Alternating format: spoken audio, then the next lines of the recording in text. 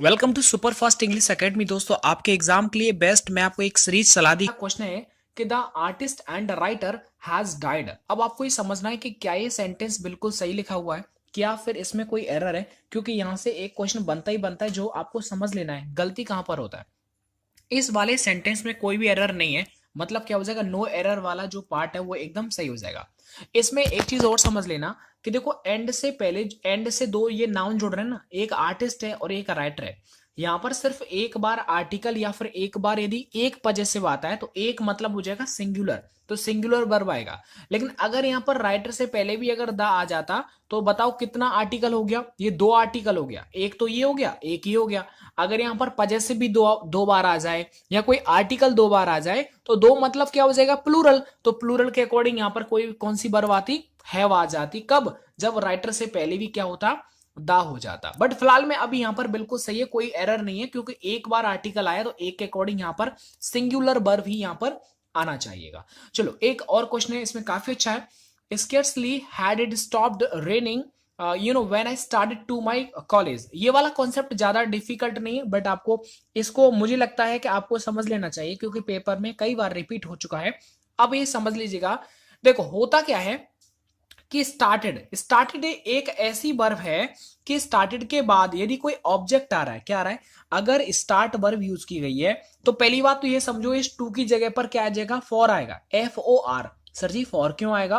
क्योंकि किसी स्थान को जाने के लिए यदि स्टार्ट वर्ब यूज किया गया है तो स्टार्ट के साथ फॉर FOR का यूज किया जाता है। तो देखो यहां पर कॉलेज आप जा रहे हैं ना, तो यहां पर क्या आ जाएगा, टू की जगह पर फॉर आ जाएगा।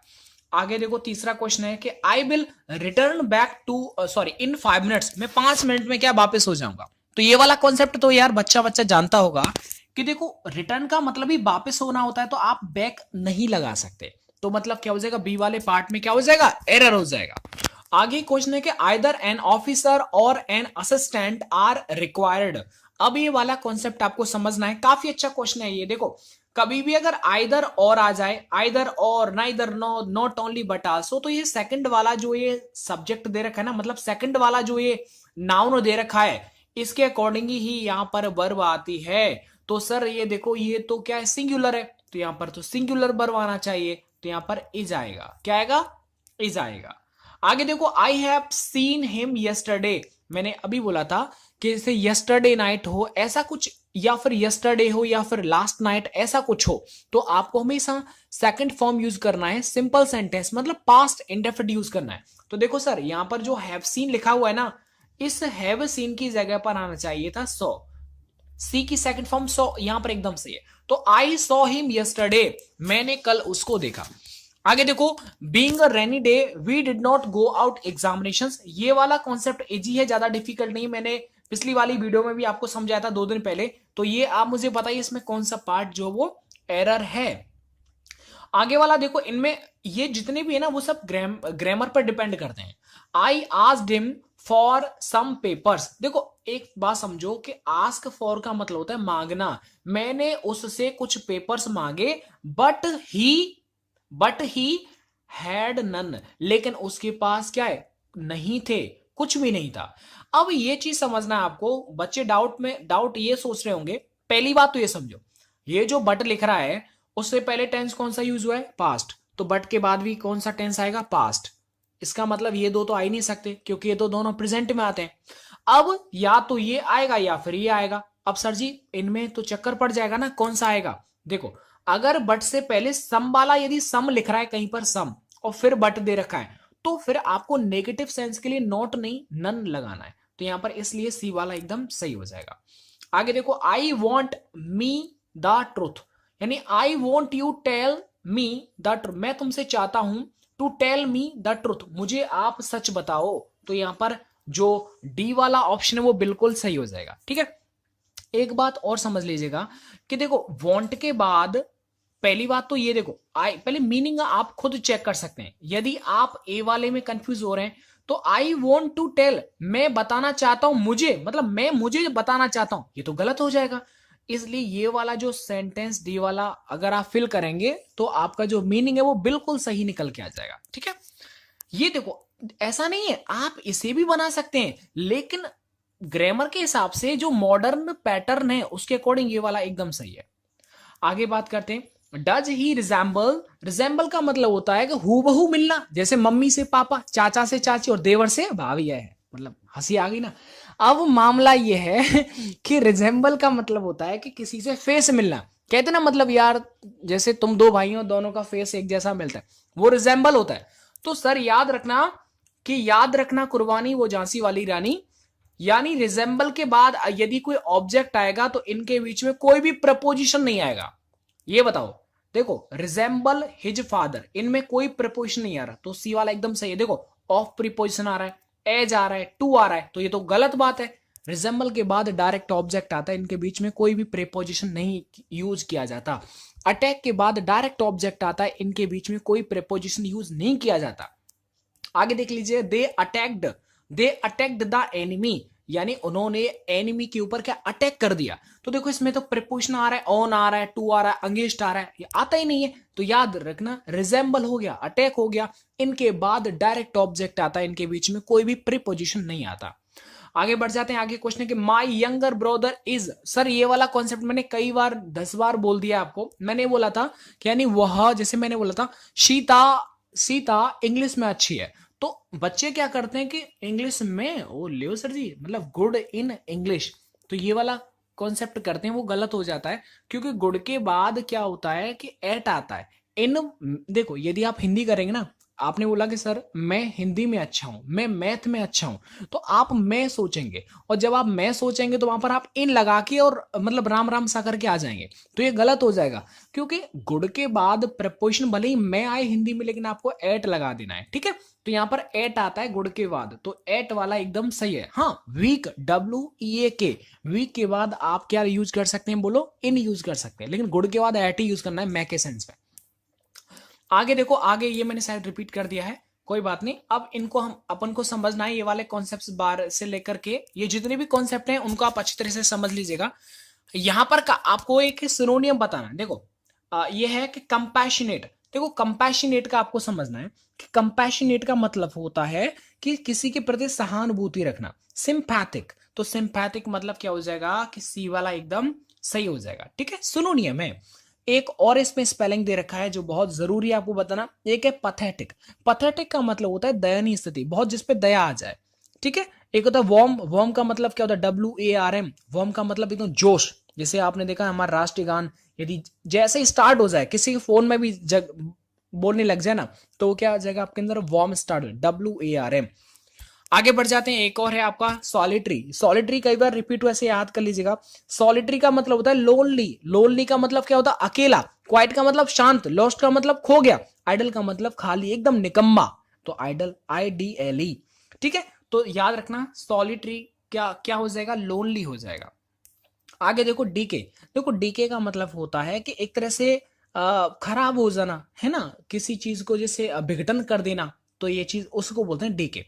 डीके का क्या हो जाएगा, डिकम्पोज हो जाएगा। तो डिकम्पोज का भी मतलब वही होता है ना, सड़ जाना, खराब हो जाना। अच्छा एक और स्पेलिंग है इसमें, डिक्लाइन। डिक्लाइन का मतलब क्या होता है कि डिक्लाइन हो गया, घटना या फिर गिरावट हो गई है। एक होता है डिस्पोज, डिस्पोज का मतलब क्या होता है, किसी चीज को बेचना, सेल करना। एक होता है डिस्टर्ब, डिस्टर्ब का मतलब होता है क्या बोलते हैं उसे, यहाँ परेशान करना। तो ये बिल्कुल क्या हो जाएगा, एकदम सही हो जाएगा, ठीक है। मतलब ज्यादा डिफिकल्ट नहीं है, यदि आप इन्हें सोचोगे तो थोड़ा सा प्रॉब्लम हो सकता है।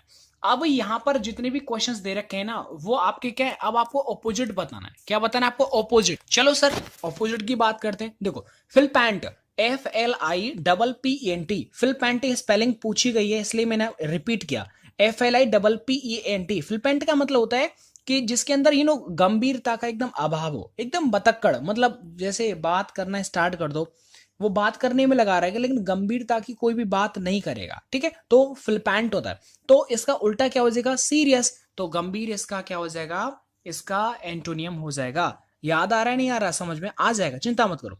एक होता है शैलो, शैलो का मतलब होता है जो ज्यादा गहरा नहीं हो, ठीक है, ज्यादा गहरा नहीं हो उसे बोलते हैं शैलो। सक्सेसफुल, सफल होता है। स्ट्रॉन्ग का मतलब जो एकदम इसकी है ना पहलवान, सॉलिड बॉडी हो।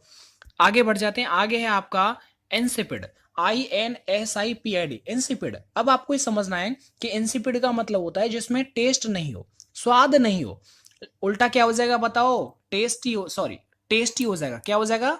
टेस्टी। भाई जिसके अंदर स्वाद नहीं उसे बोलते हैं इंसिपिड, और उल्टा हो जाएगा इसका टेस्टी। समझ में आ रहा है? एक होता है ब्लैंड, ब्लैंड का मतलब भी क्या होता है? बेस्वाद, वो उसका सिनोनियम हो जाएगा। फ्लेवर, फ्लेवरलेस, जिसके अंदर स्वाद नहीं हो, फ्लेवर नहीं हो। फ्लैट का मतलब होता है एकदम बेस्वाद, एकदम फ्लैट है, एकदम सपाट, उसे बोलते हैं फ्लैट। चलो आगे आपका हर्ष। हर्ष आप समझ लीजिएगा, HARSH। हर्ष का मतलब होता है इसकी आवाज थोड़ा, आपने देखा ना, बहुत बेकार होकर जिसकी आवाज थोड़ा अलग टाइप की, हर्ष, तो उसे बोलते हैं। आप चेक कर लीजिएगा इसका क्या है, बाकी मुझे तो यही लगता है हर्ष का मतलब होता है कि इसकी एकदम इसकी आवाज थोड़ी कर्कश टाइप की हो। चलो उल्टा क्या हो जाएगा? जेंटल हो जाएगा। कोई व्यक्ति हर्ष है जो बहुत ज्यादा एक तरह कहते हैं ना बहुत गंदा इंसान है, उल्टा हो जाएगा जेंटल। जेंटल का मतलब क्या होता है? सब एकदम नम्र इंसान है। अच्छा, और स्पेलिंग बची है इसमें। स्ट्रिक्ट का मतलब कठोर होता है। जोवियल का मतलब होता है एकदम हंसमुख, कहीं भी जाओ एकदम एंजॉय करता है, तो जोवियल है, वो एंजॉय करता है, हर किसी को हंसाता रहता है। एक होता है सोमबर। सोमबर का मतलब होता है निराशाजनक, जो एकदम धुंधला हो, सही नहीं दिखे, जो हैप्पी नहीं हो, सैड हो, उसे सोमबर बोल सकते हैं। Rebellion against lawful authority. अब ये समझना है कि इसमें वन वर्ड क्या हो सकता है, ठीक है? वो हो जाएगा म्यूटनी। म्यूटनी का मतलब होता है विद्रोह कर देना, बगावत कर देना। तो ये म्यूटनी एकदम क्या हो जाएगा? एकदम सही हो जाएगा, ठीक है? जो हमारा लॉफुल अथॉरिटी है उसके खिलाफ आप क्या कर रहे हैं? विद्रोह कर रहे हैं, तो म्यूटनी यहां पर एकदम सही हो जाएगा। एक देखो कोप, इन सब की स्पेलिंग भी मैं आपको बता दूंगा जो जो जरूरी है। देखो COUP, कोप का मतलब होता है कि किसी के ऊपर चोट पहुंचाना, किसी को आघात कर देना। एक होता है रिवॉल्यूशन। रिवॉल्यूशन का मतलब जैसे आपने देखा हो ना कि हाँ क्रांति बोलते हैं उसे, क्रांति, उसको रिवॉल्यूशन। एक होता है डिसीडेंस। डिसीडेंस का मतलब होता है कि दो पार्टियां, उनके बीच में क्या हो गया? मतभेद हो गया, तो वो डिसीडेंस हो गया, ठीक है? तो आप याद कर लीजिएगा। फिलहाल में इसका आंसर ए वाला एकदम सही हो जाएगा। Soldiers who fight on horseback. ऐसे सोल्जर्स जो घोड़े की पीठ पर बैठ के क्या करते हैं? युद्ध करते हैं, फाइट करते हैं, उनसे क्या होता है? कैवलरी। क्या बोलते हैं उन्हें? कैवलरी बोलते हैं। घोड़े पर सवार होकर के जो युद्ध लड़ने वाले योद्धा होते हैं उनको बोलते हैं कैवलरी। एक होता है इन्फेंट्री। इन्फेंट्री का मतलब होता है पैदल चल के जो सेना जाती है ना, उसको इन्फेंट्री बोलते हैं। एक होता है आर्टिलरी। आर्टिलरी का मतलब होता है तोप से लड़ने वाले जो सैनिक होते हैं उन्हें आर्टिलरी बोलते हैं, और घोड़े के पीठ पर बैठ के लड़ने वाले उसे कैवेलरी बोलते हैं। आर्म्ड। आर्म्ड का मतलब होता है जिनके मतलब क्या, जिनको कवच वगैरह पहना दिया जाता है ना लड़ाई के दौरान, तो वो क्या है? आर्म्ड होते हैं, बिल्कुल आर्म से लैस होते हैं, सारे हथियार उनके पास होते हैं। तो ऐसे करके मामला है। आगे क्वेश्चन देखो, one who speaks for others. ऐसा इंसान जो दूसरों के लिए बोलता है। आपने न्यूज चैनल्स पर देखा होगा जो प्रवक्ता होते हैं वो अदर अदर पार्टी के होते हैं और वो एक दूसरे के बारे में बोलते हैं, मतलब अपनी पार्टी को रिप्रेजेंट करते हैं ना, वो स्पोक्समैन उन्हें बोलते हैं। क्या बोलते हैं उन्हें? स्पोक्समैन उनको बोलते हैं जो अपनी पार्टी के लिए बोलता है। अब बंदा तो दूसरा हो गया ना, जो दूसरे के लिए बोल रहा है, मतलब पार्टी के लिए बोल रहा है। एक होता है लीडर। लीडर का मतलब नेता। सपोर्टर का मतलब जो क्या बोलते हैं, मतलब समर्थक, जो हेल्प करता है किसी की, सपोर्टर, ठीक है? किसी को समर्थन देता है अपना। एक होता है नेमिंग। नेमिंग का मतलब नामकरण। चलो आगे बढ़ जाते हैं। आगे कि a man who does not know how to read and write. ऐसा व्यक्ति जो लिखना लिखना भी नहीं, पढ़ना भी नहीं जानता है, ऐसे व्यक्ति को क्या बोलते हैं? ठीक है, तो ऐसे बच्चे को बोलते हैं इलिटरेट। क्या बोलते हैं उसे? इलिटरेट। इलिटरेट का मतलब होता है अनपढ़, जो पढ़ा लिखा, एजुकेटेड नहीं हो, ठीक है? तो ये हो जाएगा इलिटरेट। सबको आपको आना चाहिए, जितना भी ये चार स्पेलिंग लिख रहा है ना, इन सबको आना चाहिए। देखो अनएजुकेटेड का मतलब जो पढ़ा लिखा नहीं हो। आप कहेंगे सर जी अनएजुकेटेड भी तो लगा सकते हैं ना। नहीं सर, देखो इसके लिए प्रॉपर एक वर्ड दिया गया है, इलिटरेट। आपने ये एजुकेटेड में से ही तो अनएजुकेटेड बना दिया है। ऐसा नहीं करना, जो फिक्स है वही आपको याद करना है। तो इसके लिए भाई फिक्स है इलिटरेट। लिटरेट पढ़ा लिखा, इलिटरेट जो नहीं पढ़ा लिखा हो। एक होता है इग्नोरेंट। इग्नोरेंट नया वर्ड है आपके, हो सकता है। इग्नोरेंट का मतलब होता है अज्ञानी, जिसे ज्ञान नहीं हो, ठीक है? एक होता है ओब्लीवियस। ओब्लीवियस का मतलब होता है जो बहुत जल्दी भूल जाता है, जो भुलक्कड़ इंसान होता है वो ओब्लीवियस होता है। आगे बढ़ जाते हैं। आगे एक क्वेश्चन है, देखो ये वाले कई बार रिपीट होते हैं, इनको आप याद कर लीजिए। देखो स्पेलिंग आपको याद करना है। एम्बैरस। एम्बैरस का स्पेलिंग इसमें सेकंड वाला एकदम सही है, EMBARRASS। एम्बैरस। एम्बैरस का मतलब क्या होता है कि शर्मिंदा करना, ठीक है? एम्बैरस हो जाएगा। एक होता है रिलीज करना। तो रिलीज का तो भाई पहला वाला जो स्पेलिंग है वो एकदम सही है। रिलीज का मतलब क्या होता है? मुक्त कर देना, ठीक है? किसी को छोड़ देना कि जाओ आप जाओ, रिलीज कर दिया। समझ में आया नहीं आया? बिल्कुल सही, अच्छी बात है, आना चाहिए। तो रिलीज का क्या हो जाएगा? RELEASE। रिलीज का मतलब होता है मुक्त करना, स्वतंत्र करना। चलेगा, आगे बढ़ जाते हैं और आगे अच्छे अच्छे क्वेश्चंस पर हम आपको बताना चाहूंगा कि जितना भी मैं आपको बताते जा रहा हूं उनको आप अच्छी तरह से समझ लो। मैंने ये वाला कॉन्सेप्ट आपको कई बार बताया था कि जो होता है ना सैड, देखो सैड के बाद अगर कोई ऑब्जेक्ट आएगा तो आपको टू लिखना है, लेकिन अगर कहीं टोल्ड लिख रहा है और लास्ट में अगर टोल्ड के बाद कोई ऑब्जेक्ट आ रहा है तो इसमें हमको क्या टू नहीं लिखना है। समझ में आ गया? चलो ये बताओ, इस टोल्ड के बाद टू लिख रहा है कि नहीं लिख रहा? सर टोल्ड के बाद तो टू आता ही नहीं है, आता नहीं है तो मतलब ए वाला क्या है, गलत है। आ रहा है तो उसमें मतलब वो गलत हो गया ना। चलेगा, आगे बढ़ जाते हैं। आगे एक और क्वेश्चन पर हम कमांड रखते हैं। Modern youth pay more attention to seeing films than to read books. मतलब मॉडर्न जो यूथ है ना वो आज के टाइम पर क्या करता है कि फिल्म देखने पर क्या है, ज्यादा अटेंशन पे करता है, ठीक है, मतलब पढ़ाई लिखाई में इतना ध्यान नहीं देता है। अब ये समझ लीजिए आप, एक चीज समझ लीजिए, देखो यहां पर लिखना अटेंशन टू, पहली बात तो ये देखो अटेंशन टू एक साथ आता है, अच्छी बात है। इसके बाद ये पार्टिसिपल यूज हो रहा है, तो ये जो देन है ना वो एक तरह से एंड की तरह कार्य करता है। भाई एंड से पहले जो भी पार्टिसिपल है तो एंड के बाद भी पार्टिसिपल आएगा। तो पार्टिसिपल का मतलब होता है कि देखो यहां पर वर्ब प्लस आईएनजी, ये फिलहाल में भी आप ऐसे समझो, वर्ब प्लस आईएनजी, तो देन से पहले वर्ब प्लस आईएनजी आ रही है, तो इसका मतलब है कि देन के बाद जो वर्ब आएगा सर वो भी तो आईएनजी वाली फॉर्म में आएगा, तो टू में तो आता ही नहीं है। तो यहां पर क्या आ जाएगा, रीडिंग यहां पर एकदम सही एकदम आ जाएगा। तो रीड की जगह पर होना चाहिए रीडिंग, और ये सी वाले ऑप्शन में गलती हो जाएगा। ठीक है, चलो आगे बढ़ जाते हैं। ओल्ड हैबिट्स डाई हार्डी, ये वाला कॉन्सेप्ट आपको समझना है, ये अच्छा वाला कॉन्सेप्ट है, इतना जल्दी समझ में नहीं आएगा। देखो पहली बात तो ये कि जो हार्डली है ना सर, ये डाई से पहले आना चाहिए। हार्डली जो है वो डाई के पहले आना चाहिए। सर ऐसा मैंने क्यों कहा, ऐसा मैंने इसलिए कहा, ऐसा कोई भी सेंटेंस जिसमें हार्डली का मतलब होता है मुश्किल से, अगर मुश्किल से इस तरह का यदि कोई मीनिंग देता है, अर्थ देता है, जैसे हमारी जो जो पुरानी आदतें होती है ना वो बहुत ज्यादा मुश्किल से क्या खत्म होती है, मरती हैं, तो इसका मतलब है कि हार्डली का मतलब यहां पर मुश्किल से बिल्कुल सही बैठ रहा है। जब मुश्किल से मीनिंग हो हार्डली का तो आपको इसे वर्ब से पहले लिखना है, तो वर्ब तो डाई है, तो ये हार्डली को आना चाहिए था डाई से पहले। ज्यादा मत समझो, बस इतना ही समझ लो, कॉन्सेप्ट तो ये काफी लंबा है फिर समझाने में, फिलहाल के लिए आप इतना ही समझो। आगे 43 वाला क्वेश्चन बहुत सिंपल है, चलेगा, मुझे पूरा उम्मीद है कि आप सबके समझ में आ रहा होगा। आगे वाला कॉन्सेप्ट है, देखिए आपको पता होना चाहिए कि जब भी कभी अगर डिजिट आ जाए, क्या आ जाए, जब भी कभी अगर डिजिट आ जाए तो डिजिट से पहले बताओ आपको प्रेजेंट परफेक्ट कंटिन्यूअस में क्या लगाना पड़ता है, फॉर लगाना पड़ता है। सर एक बात बताइए, फॉर तो लगाना पड़ता है, अच्छी बात है, लेकिन क्या इस वाले सेंटेंस में क्या फॉर यूज हो रहा है क्या? नहीं। देखो फॉर आवर्स से एक डिजिट की बात की जा रही है, जहां पर डिजिट की बात की जाए वहां पर सेंस नहीं, वहां पर फॉर लगाते हैं। क्या लगाते हैं? फॉर लगाते हैं। आगे बढ़ जाते हैं। आगे देखो ये वाला कॉन्सेप्ट कंडीशनली कई बार रिपीट हुआ है, तो मैं ऐसे समझा दूं कि देखो इफ के साथ जो सेंटेंस चलता है ना उसमें आपको हेड थर्ड फॉर्म लगानी है। क्या लगानी है आपको? हेड थर्ड फॉर्म लगानी है। तो जो बाकी जो आगे वाला सेंटेंस होगा उसमें हमेशा वुड हैव थर्ड फॉर्म आएगा। क्या आएगा? वुड हैव थर्ड फॉर्म आएगा। बस ये सिर्फ इतना याद करो, देखो दोनों चीजों को आप इसमें याद कर लो क्योंकि ये एयरफोर्स में भी आया है। यानी इफ के साथ अगर हेड थर्ड फॉर्म आ रही है तो आगे वाले में आपको वुड हैव थर्ड फॉर्म देखना ही देखना है। सर जी ये तो समझ में आ गया, लेकिन अगर लास्ट में वुड हैव थर्ड फॉर्म आ गया तो पहले वाले में हेड थर्ड फॉर्म आएगा। चलो आगे देखिएगा।